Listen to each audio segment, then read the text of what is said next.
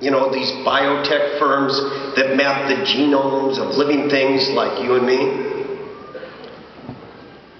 One of those companies is generating more data in a month on a compound basis than exists in the printed collections of the U.S. Library of Congress.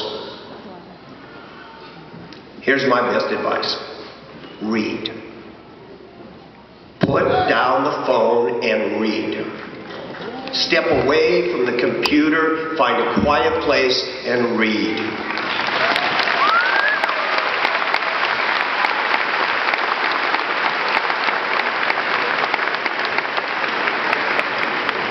Some of you are going, oh my God, he's so tiresome.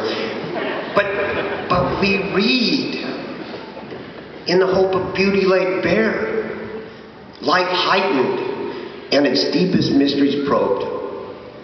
Why are we reading, if not in hope that the writer will magnify and dramatize our life, will illuminate and inspire us with wisdom, courage, and the possibility of meaning, and will press upon our minds the deepest mysteries so that we may feel again their majesty and power?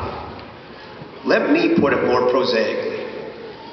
Seek intellectual discomfort. Don't be at ease. Don't look for happy endings, look for true ones.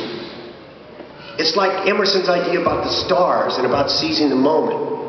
Reading opens your mind to a universe of ideas, to all the rich mysteries of life.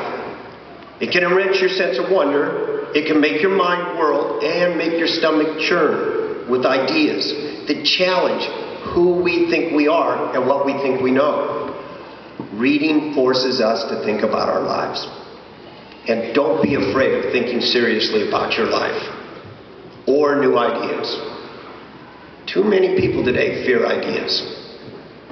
In his famous tract opposing censorship, the great Puritan poet John Milton reminds his audience that being learned involves reading books of all sorts, that an idea worth having is worth investigating. Good books change people because they convey two qualities, a sense of wonder and a sense of confusion. Plato and Aristotle say philosophy begins in wonder. Wittgenstein argues that serious thinking about our lives comes out of confusion. I agree. I've always believed that my number one job as a teacher is to make students intellectually uncomfortable.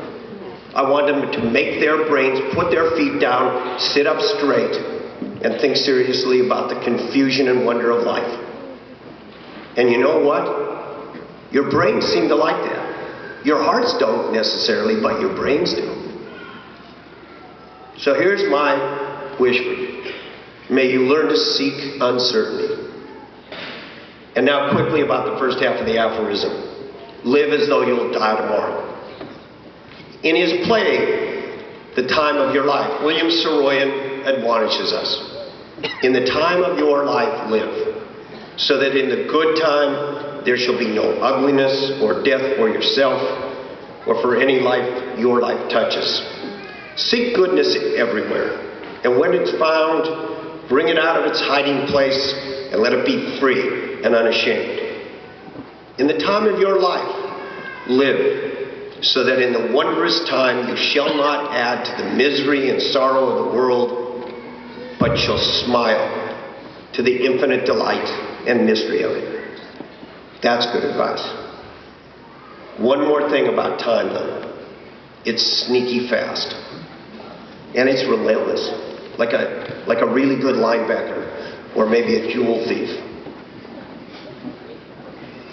The time of your life will go so fast that 18 years from this evening will seem to arrive the day after tomorrow. Your parents are keenly aware of this particular aspect of life tonight. 1994 was just the day before yesterday for them.